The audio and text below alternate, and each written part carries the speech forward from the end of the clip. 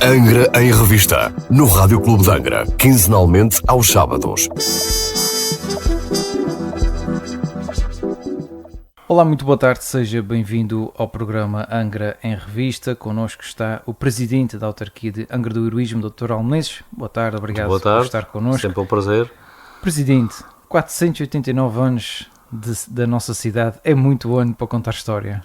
Bom, a nossa cidade é a cidade mais antiga do arquipélago dos Açores, portanto foi a primeira cidade criada nestas ilhas e é a segunda cidade criada na expansão portuguesa. À nossa frente só está o Funchal, que leva 25 anos de avanço, portanto a nossa cidade é a segunda cidade criada no período dos descobrimentos portugueses, portanto quando os portugueses se expandiram para fora da Península Ibérica. E é uma cidade que nasceu com um objetivo muito preciso, sediar aqui a Diocese de Angra. Portanto, nós, quando celebramos o aniversário da cidade, estamos simultaneamente a celebrar o aniversário da Diocese e, por sua vez, a Diocese foi uma das principais âncoras de centralidade de Angra ao longo da sua história. Portanto, há aqui realmente uma relação muito forte entre uma coisa e outra e é uma relação que agora temos que, de alguma maneira, começar a celebrar e a estudar um pouco melhor, porque na verdade nós com este marco iniciámos a década final do meio milénio, portanto agora temos uma particular obrigação de ao longo destes próximos 10 anos produzirmos história, produzirmos enfim o conhecimento necessário para quando celebrarmos o meio milénio podermos fazer com uma outra base mais sólida e realmente esclarecendo e trazendo para a opinião das pessoas uma história que não é apenas a história de Angra, nem sequer é apenas a história dos Açores, é uma história que está intimamente ligada à expansão portuguesa e à expansão europeia pelo mundo. Algo que na sessão solene foi também relembrado e o Presidente já destacou, foi aqui um pedacinho, se calhar recuando aqui ao século XVI, e realmente o aparecimento da Diocese, que acho que para muitos também nunca tinham se calhar percebido que tinha sido uma decisão política. E se calhar foi bom também exatamente, despertar. E é importante perceber-se estes fragmentos de história, porque na verdade nós às vezes olhamos para a nossa realidade e achamos que isto é assim porque foi assim, ou é assim porque foi o acaso que fez assim, mas na verdade a nossa história é resultado de um conjunto de decisões que foram sendo tomadas ao longo dos tempos. O que aconteceu naquela altura foi que anos antes tinha sido criado no Funchal, por isso é que Funchal foi a primeira cidade e é uma das cidades irmãs de Angra, exatamente por causa disso. No Funchal tinha sido criada uma super-diocese que ia desde os Açores até à Índia, portanto, passando pelo Brasil, passando por África, portanto, era um território imenso. E entendeu o rei e o Papa, portanto, houve aqui um acordo entre o rei de Portugal e o Papa, que estava na altura de reformar esta administração do território e dividir essa diocese gigante em dioceses mais pequenas, que fossem, enfim, mais capazes de administrar o território, que era um território que estava cada vez mais povoado e em que a atividade missionária também precisava de incremento. E é nesse contexto que a Diocese do Funchal é dividida em várias dioceses, uma delas, a dos Açores, a Diocese de Angra, que ficou com este território aqui. É assim que nasce a nossa Diocese. A tradição daquela altura, e creio que ainda hoje se mantém em boa parte, é que para ser sede de uma diocese era preciso ser uma cidade. E por isso a então Vila de Angra foi promovida à cidade, e isto aconteceu em agosto, para logo a seguir em novembro ser criada a diocese, novembro do mesmo ano, criada a diocese, que veio completar, no que diz respeito aqui a esta região do Atlântico, esta reforma da administração colonial portuguesa. Preciso não esquecer que a divisão entre Estado e Igreja é uma coisa muito recente, apenas aconteceu no século XX, e portanto lá atrás a administração do território e do ponto de vista civil e militar e a administração religiosa era tudo parte, enfim, das funções régias. E, portanto, Igreja e Estado eram uma realidade única. E é nesse contexto que nasce a nossa cidade e que nasce a Diocese. Presidente, pegando aqui já agora no tema Diocese e não fugindo muito a esta linha, na próxima semana comemora-se um evento de importância extrema na área da religião, que é o fim de semana da Serreta, se bem que as festas já em si começam na sexta-feira, esta sexta-feira, mas terminam no próximo fim de semana com a tradicional segunda-feira da Serreta. Este é um momento bastante importante, mas também é um momento de alertas porque circula muita gente na estrada. Obviamente que isto as festas da Serreta hoje têm duas componentes. Tem uma componente religiosa que continua a ser uma das componentes mais fortes e, de facto, há muita gente que, por fé e com as suas crenças, faz a caminhada até à Serreta e participa na componente religiosa da Serreta, mas também há muitos milhares de pessoas que participam apenas na caminhada e no convívio, numa vertente mais de convívio, lazer, de festa e de lazer que acontece em torno da Serreta. Mas sejam quais sejam as razões, a verdade é que dezenas de milhares de pessoas no próximo fim de semana vão estar nas nossas estradas a caminho da Serreta, e uma parte muito importante desse movimento faz-se ao anoitecer e mesmo durante a noite, o que quer dizer que é preciso uma prudência muito maior na condução. De facto, nós nos próximos... Aliás, isto já começou, eu já tenho encontrado pessoas a caminho da Serreta, ou seja, eu diria que nas próximas semanas existe uma particular prudência na condução, porque há muita gente a pé, e muita gente a pé ao lusco-fusco, que é sempre aquela hora pior do ponto de vista da visibilidade, em que é preciso ter muita cautela para não haver atropelamentos nem haver acidentes. O município, em colaboração com a Cruz Vermelha, como é costume, fará um esforço no sentido de manter alguns postos de apoio ao longo dos troços que têm mais intensidade de caminhantes, com a possibilidade de darmos alguma ajuda do ponto de vista de uma água ou qualquer outra coisa que seja preciso. E depois na Serreta será criado também, como já é tradição, um sistema de transporte coletivo alternativo com o minibus que circulará entre a zona da festa e as zonas de estacionamento, porque obviamente com tanta gente na Serreta não é possível ter estacionamento de carros no centro da festa. Por isso vamos ter aqui um shuttle que fará a ligação entre as zonas em que as pessoas tradicionalmente deixam os carros e a festa, de maneira que aqueles que tenham mobilidade mais reduzida também possam participar. Já agora permita-me dar aqui um alerta também a quem nos ouve, de que existem anúncios e orientações por parte do reitor do santuário que devem ser, se calhar, lidas e tidas em conta. Estão na página das festas de Nossa Senhora dos Milagres, é só pesquisarem, porque realmente há aqui alguns pormenores que as pessoas devem ter em conta quando visitam o santuário e não só.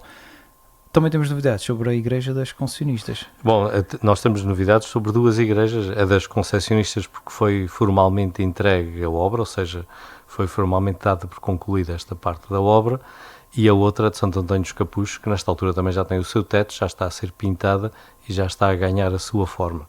Era um dos grandes objetivos do município, neste ano em que nós comemoramos os 40 anos de Angra na lista do Património Mundial, termos dois dos nossos monumentos mais vistosos recuperados depois de 40 anos de ruína. Estamos a falar de igrejas que estão abandonadas e em ruína desde o sismo de 1 de janeiro de 1980. Isto é uma história complexa, com muitos avanços e recuos, mas a verdade é que era preciso dar um impulso decisivo e acabar com o impasse, e foi isso que a Câmara fez, e fê-lo com fundos próprios. Infelizmente não foi possível obter financiamento por parte do PIROS, que supostamente seria, enfim, uma fonte de financiamento para estas coisas, depois também de muitas vicissitudes. Acabamos nós aqui também um bocadinho mais tempo.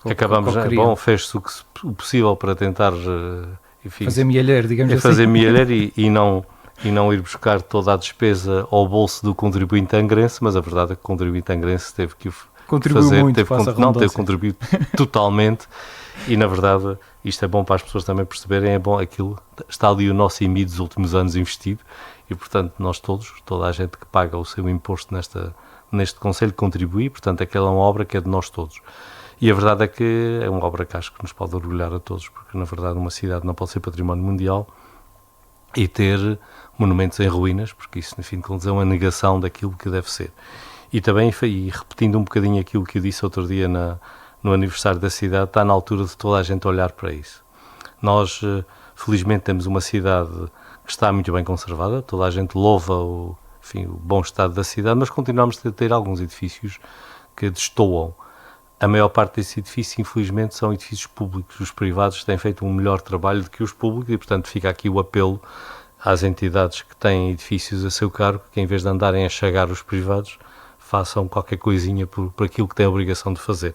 Esta coisa de ser património mundial tem um conjunto de obrigações e nós não podemos ter a Direção Regional da Cultura constantemente atrás das pessoas por causa disto e daquilo e termos os edifícios que dependem da mesma Secretaria Regional no estado lamentável em que eles estão. E, portanto, há que dar o exemplo e há que fazer o investimento que é preciso fazer e há que concentrar os esforços naquilo que é preciso ser feito e não estar com picuinhices que não têm nada a ver com aquilo que é o essencial da conservação da cidade e que resultam quase sempre, ou redundam quase sempre em obstáculos a quem quer investir, quando uma cidade, para estar bem mantida, tem que gerar economia. Se não houver dinheiro, se a cidade não conseguir ter uma situação social e económica equilibrada, nunca haverá dinheiro para manter os edifícios. Por isso, uma coisa está ligada à outra. Uma boa manutenção do património passa por uma boa economia e uma boa economia passa pela eliminação de obstáculos desnecessários e de interferências que são desnecessárias. Portanto, nós o que precisamos é de nos focar naquilo que é essencial e permitir que a cidade seja uma cidade viva, capaz de gerar os recursos que a mantenham.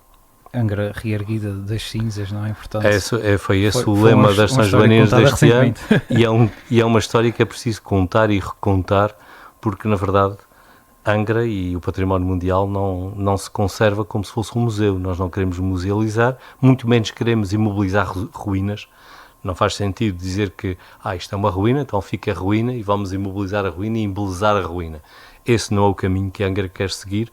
Angra não é um sítio arqueológico, isto não é o Foro Romano ou outra qualquer ruína da antiguidade clássica. Nós estamos perante uma cidade viva, que quer continuar viva e que tem que reconstruir e manter os seus monumentos. E esse esforço é um esforço que tem que ser feito por todos. A Câmara tem feito a sua parte e creio que está bem patente esse enorme esforço que a autarquia tem feito. Para além destas duas igrejas que acabámos de falar, também está em curso a obra de recuperação da igreja de São João Batista, ali do Castelo. Também é outro monumento que está a ser recuperado. E, que as pessoas não veem tanto, mas realmente também sofre muita erosão. Enfim, porque está lá dentro do castelo, mas a verdade é que é também um dos marcos da nossa cidade e está neste momento num processo de recuperação que ainda vai demorar mais de um ano, porque todos estes trabalhos são muito lentos, porque estamos a falar de trabalhos que têm uma forte componente de natureza artística, porque é preciso recuperar pedras e refazer pedras, portanto não é um trabalho daqueles de construção civil que se faz com botão. Não é levantar uma casa tradicional, não, digamos assim. Portanto estamos a falar numa obra que vai durar muito tempo, mas a verdade é que ela está a ser feita e precisava de ser feita e ela tem que ser feita, e é isso que nós temos que cada vez mais dizer e temos que dizer em todo o lado. Angra não é uma cidade para musealizar, não é uma cidade com ruínas para imobilizar e ficar em ruínas, é uma cidade que tem que se manter viva e atuante e particularmente tem que ser uma cidade que tenha uma economia suficientemente pujante para permitir enfrentar as despesas que ser património mundial também traz. Presidente, curiosamente, de antes de ontem até amanhã, algumas dessas paisagens e monumentos serão ilustrados num encontro de Urban Sketchers. Algo que também promove aqui... Nós temos vindo a colaborar com uma associação que mantém os Urban Sketchers em funcionamento, exatamente no sentido de irmos gerando a cultura, porque estamos a falar em cultura, claro, e de irmos divulgando o nosso património. E este ano teremos, no contexto dos 40 anos, teremos a possibilidade de ter também uma obra relativamente alargada sobre monumentos de Angra vistos pelos olhos dos sketchers que têm essa arte e que a mantém, e felizmente que nós temos um grupo muito ativo na nossa cidade e que tem trazido muita vantagem na divulgação do nosso património. Isto encontra aqui digamos que termina este domingo com a apresentação de um livro, Angra Património de Linhas e Cores. Exatamente, é um livro que resulta do trabalho feito pelos Urban Sketchers aqui dentro da zona classificada na cidade. E isto este lançamento está integrado num conjunto muito alargado de iniciativas que a Câmara tem vindo a promover diretamente ou em colaboração com o Instituto Histórico da Ilha Terceira na celebração dos 40 anos de Património Mundial. Nós estamos a aproveitar esta celebração destes 40 anos para também, de alguma maneira, mostrar aquilo que foi feito e aquilo que está a ser feito, e é também neste contexto que surgem as duas igrejas que estão prontas e a outra que está em curso, e há um trabalho que as pessoas também não viram ainda e não veem, mas que também é importante chamar a atenção, que é a recuperação da arte funerária no cemitério do Livramento. Há um conjunto de túmulos, a maior parte deles de pessoas ilustres do século XIX e nos primeiros anos do século XX, que estavam também destruídos desde o tempo do sismo. Portanto, as coisas, enfim, o sismo tinha causado ali grandes danos e aquilo estava relativamente em mau estado. Fez também um enorme esforço e, nesta altura, esses túmulos estão recuperados. Portanto, quem quiser ver, o cemitério está aberto, podem lá ver e vão ver que ele teve uma enorme melhoria e que muitos dos danos do sismo que também lá estavam desapareceram. Também fica aqui, se calhar, um pouco daquilo que são as obras que nem sempre se vêem, não Sim, é? são obras que não se vêem, mas pessoas... são obras que são muito importantes para a preservação da memória coletiva, porque tem ali monumentos de figuras que foram figuras ilustres da nossa ilha e, em alguns casos, até figuras ilustres a nível nacional e que têm um conjunto de túmulos e de outros tipos de monumentos funerários que o sismo também passou por ali e a verdade é que não se fez nada durante estes 40 e tantos anos depois do sismo e agora recuperou-se todos estes monumentos e eles estão com outro aspecto e, portanto, quem tenha curiosidade em os ver, e eu sei que há gente que, inclusive há gente que vai a outros sítios visitar este tipo de obras, pois não custa nada entrar ali no Livramento e ver. Presidente, recentemente o vereador Paulo Lima deu nota de que haviam alguns constrangimentos na recolha do lixo, principalmente acho que na área da reciclagem, não é? Felizmente que já foram ultrapassados. Nós tivemos aqui 2 semanas com algumas dificuldades. Nós, quer dizer, é a empresa que está contratada para fazer esse serviço. Infelizmente tivemos mais uma vez em preparação dos senhores do PSD aqui local, que fizeram um comunicado que mostra um extraordinário desconhecimento, falam de coisas que não fazem a mínima ideia do que é, portanto, também fica aqui o meu lamento, não custa nada que quando se quer ser a oposição, pelo menos estudar um bocadinho a lição, ler uma coisinha de manhã antes de se falar, portanto, porque quando se fala sem perceber do que se fala, o disparate sai e, portanto, obviamente que saiu um disparate gigante a dizer que faltava pessoal à Câmara e mais não sei quantas coisas. Primeiro, não há pessoal da Câmara, porque é uma empresa que faz, e depois não é uma questão de falta de pessoal. O que aconteceu foi um conjunto de problemas, daquelas coisas que, enfim, daquelas coincidências más que as empresas também sofrem, com uma avaria de uma viatura e houve problemas com férias de pessoal e, portanto, mas rapidamente a empresa repôs as coisas e, felizmente, nós podemos orgulhar por termos um dos melhores sistemas e dos mais baratos de tratamento de resíduos e dos mais baratos. Eu foco este aspecto porque ele é extraordinariamente importante e, portanto, essa ideia que tudo se faz contratando pessoal e essa simplicidade como esses senhores do comunicado colocam tem consequências e as consequências é o imobilismo que nós vemos da parte do Governo. Portanto, em vez de virem criticar a Câmara, olhem primeiro para aquilo que é seu e resolvam os problemas e depois, então, quando tiverem condições para isso, falem. Presidente, já que falamos de responsabilidades governativas, há aqui alguns problemas com pavimentos de estradas, um deles aqui no caminho de baixo de São Carlos, que tem provocado alguns acidentes.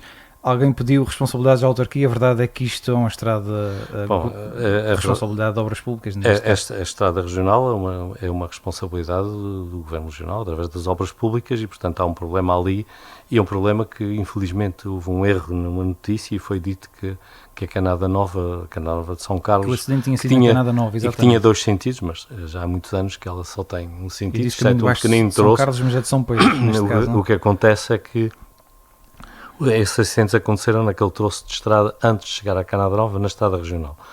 A verdade é que nós temos neste momento, e é importante também falar nisso, e não isolarmos apenas a questão do Governo, nós temos neste momento muitas estradas degradadas, da responsabilidade da Câmara também algumas, da responsabilidade da agricultura muitas, e aí na zona agrícola que as coisas estão piores.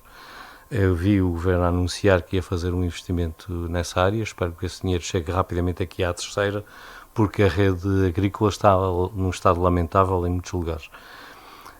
Da parte da Câmara, nós estamos a fazer os possíveis por ir resolvendo os problemas que a Câmara tem, e tem muitos nos seus pavimentos.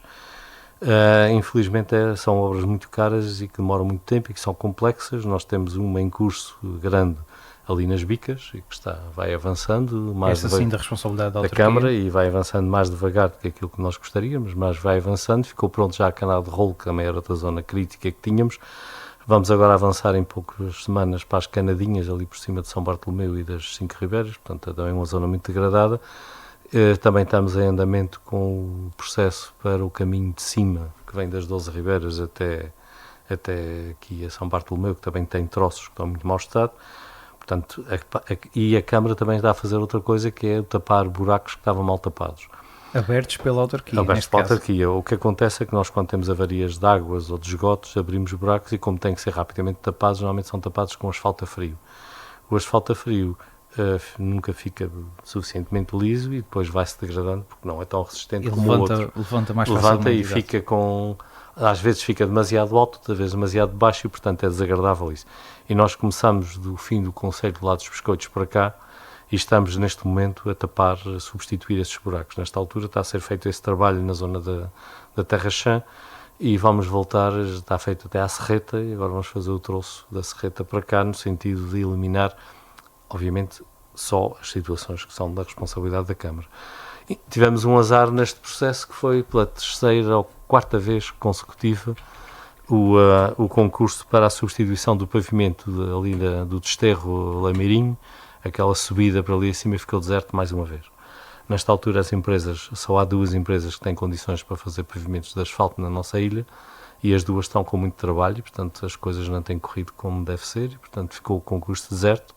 Voltaremos à carga daqui por uns Esta é uma tempos. prioridade da É uma autarquia. prioridade porque, na verdade, neste momento, aquela entrada da cidade, que é uma zona com muito trânsito, está em péssimo estado, com as tampas Até porque todas sofreu algumas alinhadas. obras recentemente e que Houve ali também intervenções danificaram. nos esgotos e nas águas que deixaram marcas que agora é preciso resolver, mas infelizmente não conseguimos encontrar uma empresa que quisesse pelo preço. E nós já vamos nos 700 e tantos mil euros, portanto um preço muito elevado, não conseguimos encontrar quem quisesse fazer a obra, por isso vamos ter que voltar ao princípio outra vez. Presidente, voltando um bocadinho atrás e ao caminho de Baixo de São Pedro, se calhar é preciso aqui um bocadinho de prudência até dos condutores e ter paciência porque os buracos vão se manter mais algum tempo. Eu diria que é preciso em toda a nossa rede viária, nesta altura, prudência. E nós passamos a vida a ver acidentes que acontecem por causa da imprudência das pessoas. Há bocadinho falávamos na prudência que é preciso nestas próximas semanas devido à presença de muitos peões na estrada, mas a verdade é que durante todo o ano nós temos troços de estrada que têm a degradação de pavimentos e isso exige prudência. Por outro lado também, para evitar que nós andemos a colocar lombas em todo o lado, é preciso haver um controle da velocidade.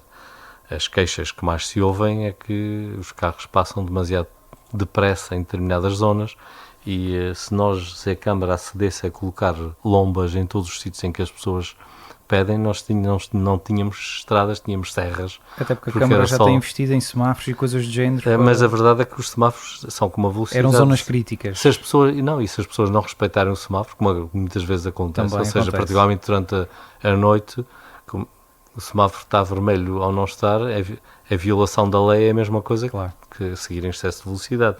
Portanto, tudo isto passa por haver um comportamento cívico adequado por parte das pessoas, ou seja, precisamos de controlar mais as nossas velocidades.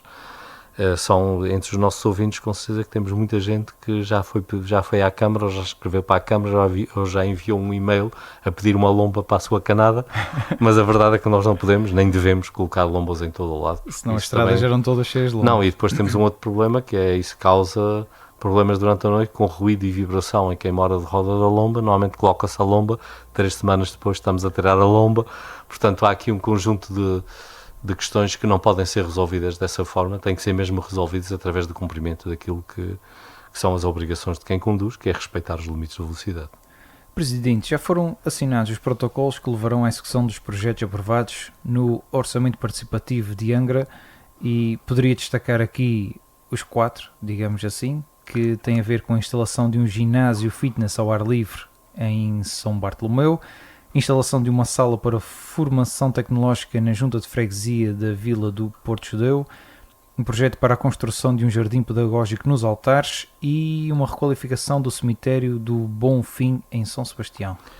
Sim, é verdade, nós este ano tivemos uma situação que não é propriamente aquela que nós queríamos, ou seja, as propostas apresentadas nem sequer atingiram o valor que estava destinado, ou seja, não foi preciso fazer votação, todas as propostas que foram validamente apresentadas foram todas aceitas. Os xangrenses não estão a aproveitar o orçamento participativo. Isto, por um lado, é bom, é sinal de que as pessoas estão satisfeitas com aquilo que está a ser feito. Exatamente. E, portanto, não querem mais, mas pronto, a verdade é que aconteceu isso, as pessoas apresentaram as propostas que foram tecnicamente validadas, foram todas, enfim, aceites e nesta altura foi assinado o respectivo contrato para que se inicie o processo que levará no próximo ano, porque estes orçamentos participativos de um ano são sempre para execução no ano imediato, para que no próximo ano se executem e fiquem prontas, tal qual como já tivemos este ano a inauguração de vários dos projetos do orçamento participativo do ano passado, e portanto as coisas estão a ser feitas e surgem boas ideias, e espero que mais ideias surjam e que no orçamento participativo do ano que vem que haja um bocadinho mais de energia, a ver se temos mais ideias. Isto é importante falar-se nisto, porque o orçamento participativo, o objetivo é trazer para a esfera pública e para a possibilidade do financiamento da Câmara aquelas ideias que nós não tivemos, ou seja, coisas diferentes, um bocadinho fora da caixa, que sejam mais incomuns. E a verdade é que às vezes há ideias muito interessantes que nunca foram discutidas publicamente, que nunca chegaram à atenção da autarquia, que nunca tiveram em nenhum programa eleitoral de ninguém e que podem e devem ser feitas.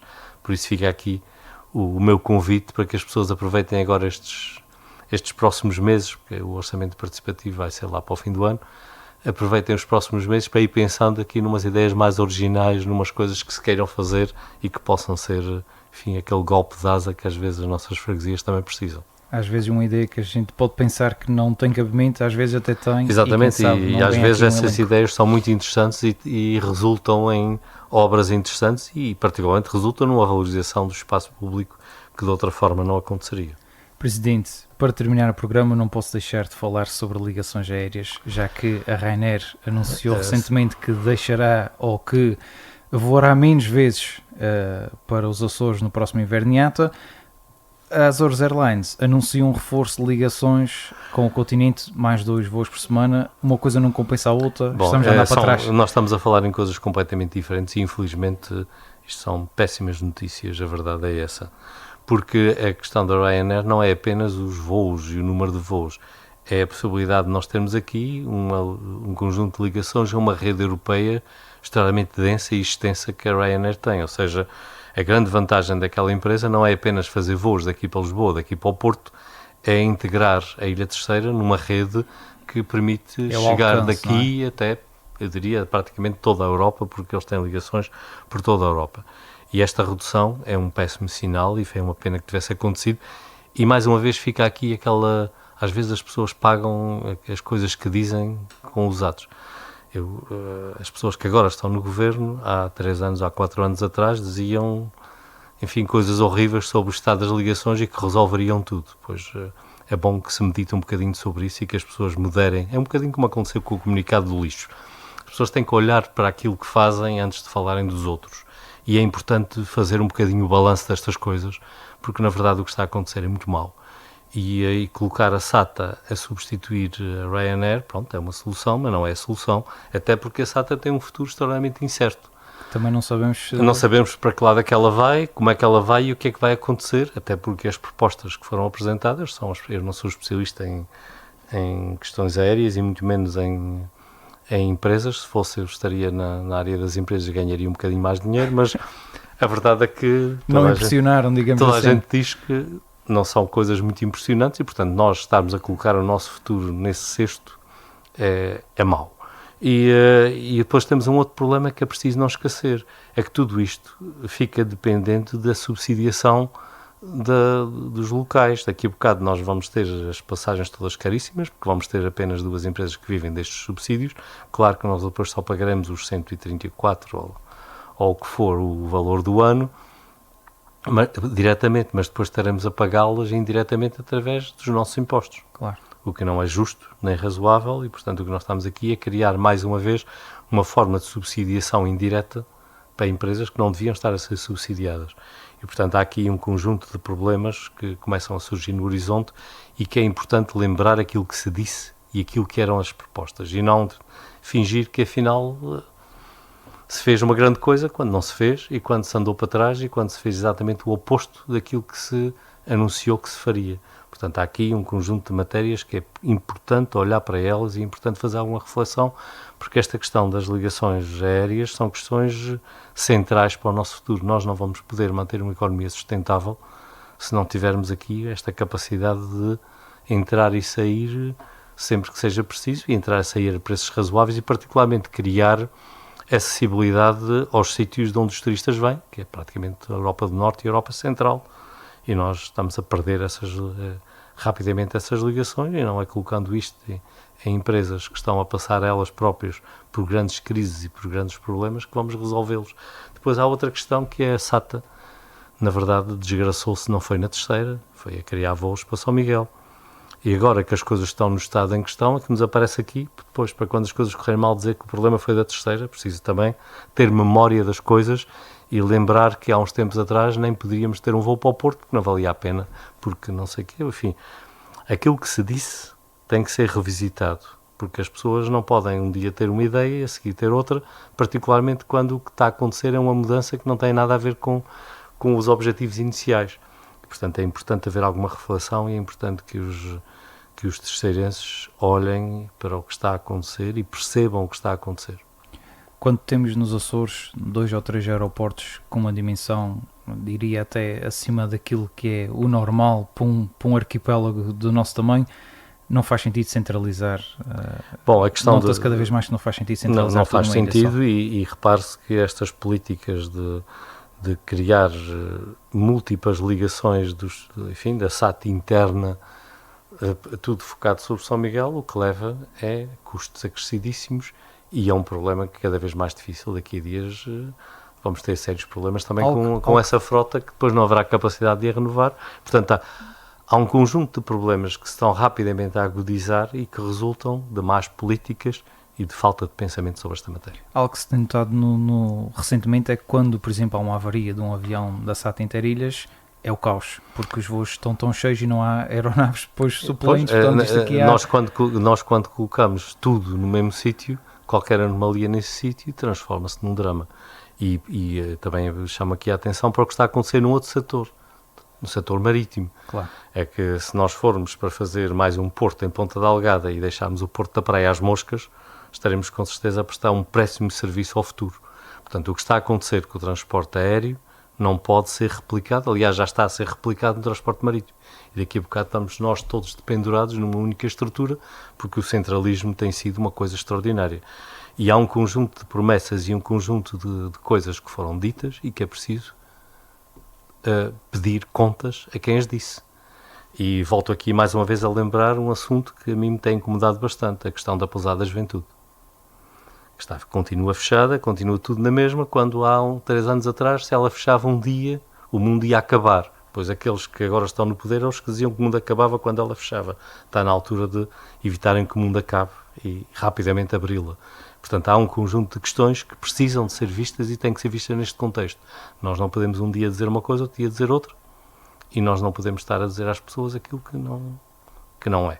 Presidente, já agora mesmo para terminar, que feedback tem a autarquia recebido e até aqui se calhar com a colaboração da Câmara de Comércio sobre os setores que estão diretamente ligados ao turismo e que vêm agora esta redução para o inverno e ata? Nesta altura o que está a acontecer são sinais de preocupação. Até porque as reservas já são públicas e não são tão boas como o ano passado. Sinais de preocupação e até sinais de alguma incompreensão, porque na verdade nós não podemos viver aqui ao zigue-zague. Nós não podemos iniciar uma caminhada, depois inverter o caminho e depois voltar a inverter o caminho, porque obviamente as questões do turismo são questões, e particularmente as questões da visibilidade de um destino, são questões que se constroem ao longo de décadas. Isto não é de um ano para o outro que as coisas se estabilizam e, portanto, nós estamos muito longe ainda da estabilidade e temos um longo caminho até sermos um destino maduro e um destino que seja capaz de ter uma capacidade de sustentabilidade que permita ter autossuficiência para poder depois lidar com os transportes aéreos. Portanto, nesta altura, tudo o que está a acontecer deixa no nosso horizonte muita preocupação. Esperamos que as coisas melhorem rapidamente e que as pessoas façam aquilo que têm mesmo que fazer. Se ainda há portugueses que nem se lembram que os Açores existem, o fará fora de portas. Portanto... Pois, a questão também tem a ver com aquilo que tem sido o caminho que nós temos dado à nossa economia. Nós não podemos colocar todo o nosso esforço sobre o turismo e depois não complementarmos esse esforço com os outros investimentos e o outro trabalho que é preciso ser feito. Portanto, esta questão da Ryanair é uma questão que sabia que ia acontecer e que há 2 ou 3 anos atrás teria que ter sido devidamente acautelada para evitar chegarmos assim. A verdade é que quando se negocia com empresas com esta dimensão e com este desligamento em relação à comunidade local, depois temos que estar preparados para uma negociação dura e uma negociação sem misericórdia. E por isso este trabalho não pode ser feito no último dia, porque quando chegarmos ao último dia, quando formos negociar, já não temos negociação nenhuma. Portanto, somos reféns daquilo que os outros queiram fazer. Portanto, este é um trabalho que tem que ser um trabalho planeado a 5 a 10 anos, e fica aqui o meu apelo para que esse caminho se inicie, para que daqui a 5 ou 10 anos, quem aqui estiver não esteja a lamentar as mesmas coisas que lamentamos hoje. Este é certamente um tema que desenvolveremos noutros programas. Presidente, foi um gosto enorme tê-lo connosco aqui no Rádio Clube de Angra. Foi um prazer, é sempre um gosto voltar depois destas semanas de interrupção. Depois de umas fériasinhas também merecidas. Presidente, foi novamente um gosto, bom fim de semana e bom sábado para si e para quem nos ouve também. Continuação e cuidado com os peões a caminho da Serreta, a estrada vai estar cheia de gente. Para si que nos ouve também, continuação de um bom sábado e de um bom fim de semana. Angra em Revista, no Rádio Clube de Angra, quinzenalmente aos sábados.